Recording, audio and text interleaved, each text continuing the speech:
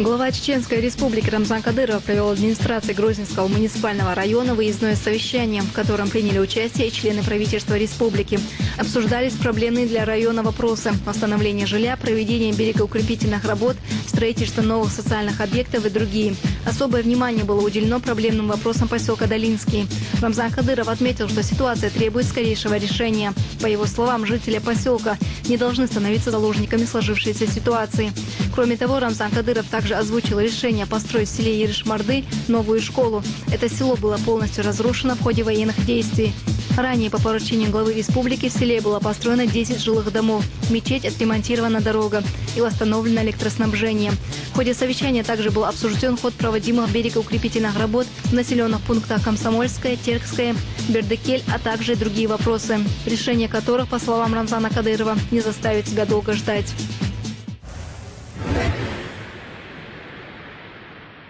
Репертуарная политика театров Чеченской Республики должна быть улучшена. При этом художественный уровень постановок должен удовлетворять вкусы как непритязательного зрителя, так и более искушенного. Так, по словам Рамзана Кадырова, театрам Чеченской Республики необходим хороший и качественный репертуар. Он отметил, что драматурги должны создавать яркие, полноценные в художественном отношении произведения, рассказывающие о жизни, быте народа Чеченской Республики, о его обычаях, красоте его традиции. Цель должна быть одна – духовно-нравственное развитие общества на примере достойнейшего представителя чеченского народа, его богатой переломными моментами истории. Наши драматурги и режиссеры не должны забывать, что их признание заключается в активном участии в деле воспитания подрастающего поколения, сказал Рамзан Кадыров. По его мнению, среди имеющихся в репертуаре театров, постановок есть пьесы слабые и безыдейные, и над этим тоже надо поработать. В свою очередь, руководители республиканских театров рассказали главе Чеченской Республики о проводимой работе. Сразу после завершения встречи глава Чеченской Республики выехал на место строительства здания театра имени Лермонтова. Здесь он ознакомился с проводимыми работами. По мнению Рамзана Кадырова, театр должен обрести новое здание уже в следующем году. Концепция создания Северо-Кавказского федерального университета будет выработана к 1 февраля нового года. Об этом в Ессентуках на встрече с журналистами Северного Кавказа сообщил полномочный представитель президента Российской Федерации Александр Хлопонин. По его словам, задача создания Северо-Кавказского федерального университета очень непростая. В идеале надо строить в чистом поле университетский городок 21 века с кампусами и продуманной логистикой. Но бюджет страны этого не позволяет, сказал полпред. Скорее всего, будут объединены несколько вузов в Ставропольском крае. Он подчеркнул, что образование должно быть качественным. Готовить нужно востребованных специалистов с учетом потребностей экономики и стратегии развития Северного Кавказа. По его словам, на недавней встрече с ректорами вузов округа наиболее важным был вопрос межэтнических отношений в вузах. Полпред также предложил журналистам провести общественную экспертизу закона об образовании. О развитии электронных услуг в социально-трудовой сфере занятости населения говорили в ходе круглого стола в Министерстве труда, занятости и социального развития Чеченской Республики. В его работе приняли участие руководители территориальных органов Роструда, органов исполнительной власти по труду и занятости населения субъектов Российской Федерации, Северо-Кавказского федерального округа, ответственные работники Минтруда Чеченской Республики, директора государственного учреждения службы занятости населения Чеченской Республики.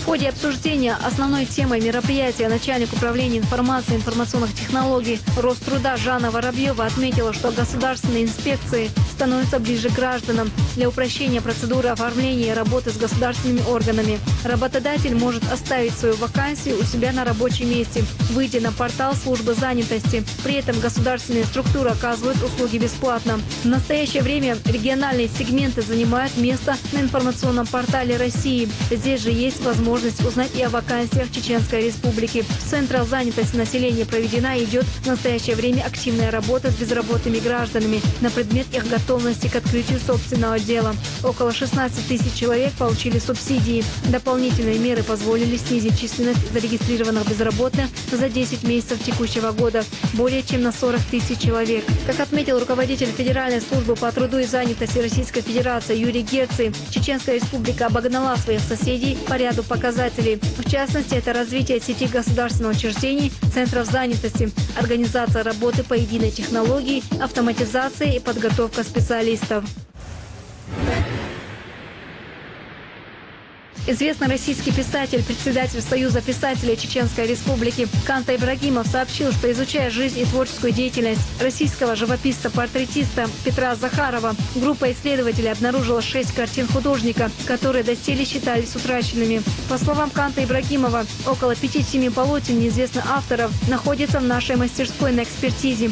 Мы хотим выяснить, является ли автором Петр Захаров. Стоит отметить, что группа людей, которые работают в рамках проекта главы Чеченской Республики Рамзана Кадырова «Читай Кавказ» по Петру Захарову, заключили договор с архивами в Москве, Санкт-Петербурге, Владикавказе, Тбилиси, а также с Третьяковской галереей, Институтом научной информации, Общественной наук Российской академии наук для сбора всех материалов по Петру Захарову.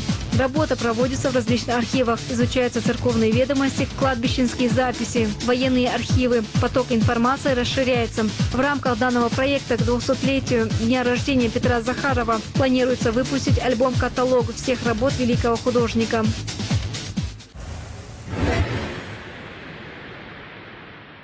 В Москве состоялся вечер памяти, посвященный легендарному писателю Магомеду Мамакаеву. Участниками настоящего праздника национальной культуры стали представители чеченской общины столицы, пришедшие в этот день в Дом литераторов.